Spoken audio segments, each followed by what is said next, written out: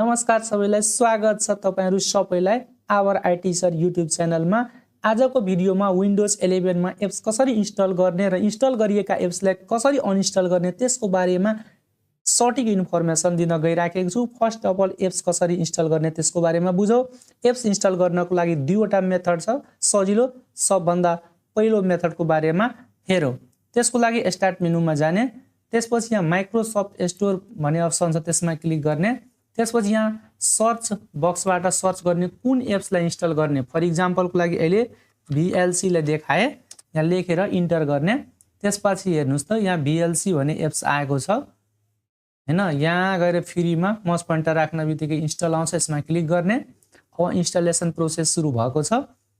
Download भएर download हुँदैछ। अब डाउनलोड भएपछि इन्स्टलेसनको कन्फर्मेसन माग्यो। अब हेर्दै जानुस्, इन्स्टल हुँदैछ। ल हेर्नुस्, इजी तरिकाले इन्स्टल भयो। एउटा मेथड यो हो।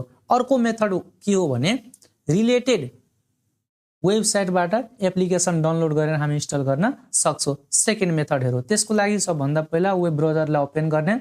सपोज अहिले म google.com मा गए, यहाँबाट सर्च गरे कुनै एप्लिकेसन, सपोज अहिले जुम भनेर सर्च गरे, जुम डाउनलोड भनेर अब इन्टर गरे। यहाँ हेर्नुस् त जुम आधिकारिक वेबसाइटबाट यो डाउनलोड लिंक यहाँ देखाएको छ, यसमा क्लिक गरे।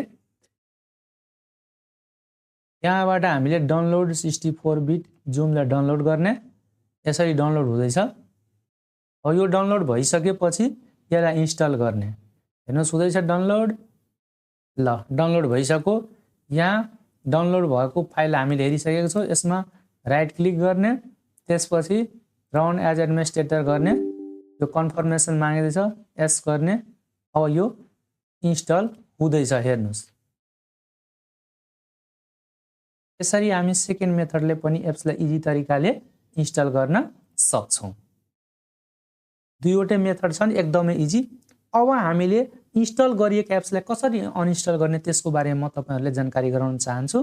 त्यसको लागि पहिलो मेथड हेर्नुस्, स्टार्ट मेनुमा जाने, त्यसपछि यहाँ सर्च बक्समा गएर सेटिङ लेखेर सर्च गर्ने अनि इन्टर गर्ने। त्यसपछि यहाँ एप्स भन्ने अप्सन आउँछ, त्यसमा क्लिक गर्ने। त्यसपछि यहाँ हेर्नुस् त इन्स्टल एप्स देखाएको छ। यहाँ यो राइट एंगल भन्ने साइनमा क्लिक गर्ने। यहाँ इन्स्टल गरेको एप्सहरु सबै देखाएको छ। अहिले कुन अनइन्स्टल गर्ने त? सपोज म अहिले VLC लाई अनइन्स्टल गर्न चाहन्छु। यहाँ जाने, यहाँ 3 डटमा क्लिक गर्ने, अनइन्स्टलमा क्लिक गर्ने, फेरि अनइन्स्टलमा क्लिक गर्ने। अब अनइन्स्टलको लागि कन्फर्मेसन माग्दैछ, ओके मा क्लिक गर्नेस्, नेक्स्ट गर्नेस्। यहाँ डिलिट प्रिफरेन्स एन्ड क्याश भनेर भनेको छ, यसलाई पनि सिलेक्ट गर्ने, अनइन्स्टलमा क्लिक गरिदिने। यसरी अनइन्स्टल हुँदैछ। हेर्नुस् फिनिश, अनइन्स्टल भयो। अर्को सेकेन्ड मेथडको बारेमा जानु। त्यसको लागि हामीले कन्ट्रोल प्यानलमा जानुपर्ने हुन्छ। विन की आर थिच्ने, यहाँ कन्ट्रोल लेख्ने। अब कन्ट्रोल प्यानल ओपन भयो। त्यसपछि प्रोग्राम्स एन्ड फिचर्स भन्ने अप्सनमा जाने। अब यहाँ हेर्नुस् त इन्स्टल गरिएका एप्सहरु सबै देखिएको छ। अहिले कसलाई अनइन्स्टल गर्ने त? सपोज म अहिले जुमलाई अनइन्स्टल गर्न चाहन्छु भने जुमलाई यसरी सिलेक्ट गर्ने, अनइन्स्टलमा क्लिक गर्ने, फेरि अनइन्स्टल गर्ने। यसरी हेर्नुस् त अनइन्स्टल भयो नि। साथै म एउटा सर्ट टिप्सकै जानकारी गराउन चाहे भने अनावश्यक एप्सहरु कम्प्युटरमा इन्स्टल छ भने त्यसलाई अनइन्स्टल गर्नु होला, कम्प्युटर फास्ट हुन्छ। अर्को भनेको अननोन सफ्टवेयरहरुलाई कहिले पनि इन्स्टल नगर्नु होला। र लास्ट वन भनेको एन्टिभाइरस अपडेट गरिराख्नु पर्छ र बारम्बार कम्प्युटरले स्क्यान गर्नुपर्ने हुन्छ। भिडियोलाई लाइक, कमेन्ट, शेयर गर्न नबिर्सनु होला र च्यानललाई सब्स्क्राइब गरिदिनु होला। हस्, धन्यवाद।